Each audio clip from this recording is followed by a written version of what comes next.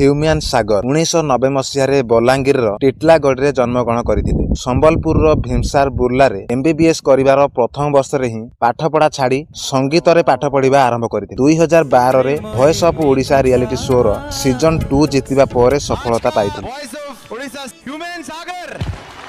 2014 ମସିହାରେ something something 2 ମୁଭିରେ ଏମିତି ଏକ ଗୀତରେ କଣ୍ଠଦାନ କରିଥିଲେ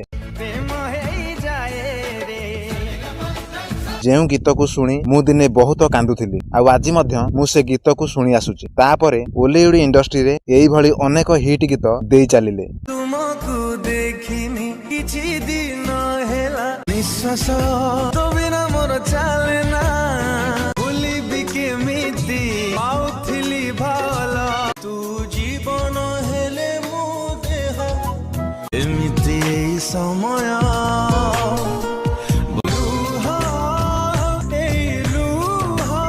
ଆଉ ଶେଷରେ ତାଙ୍କର ଲାଷ୍ଟ ଫିଲ୍ମ ଚାରିଧାମର କେରକେରା ଗୀତରେ କଣ୍ଠଦାନ କରିଥିଲେ। କିନ୍ତୁ ଆଜିକାଲି କିଏ ମଦ ନ ପିଉଛି? ନିଜର ପାରିବାରିକ କଳହ ପାଇଁ ମଦ ପିଇବାର ଲିମିଟ କ୍ରସ୍ କରି ଯାଇଥିଲେ। ସେଥିପାଇଁ ନିମୋନିଆ ଏବଂ ଲିଭର ବିଫଳତା ଭଳି ପରିସ୍ଥିତି ସହିତ ଲଢିବା ପରେ ଦେହର ଅଙ୍ଗଗୁଡିକ କାମ ନ କରିବା ଯୋଗୁଁ 34 ବର୍ଷ ବୟସରେ 17 ନଭେମ୍ବର 2025ରେ ତାଙ୍କର ଦେହାନ୍ତ ହୋଇଗଲା।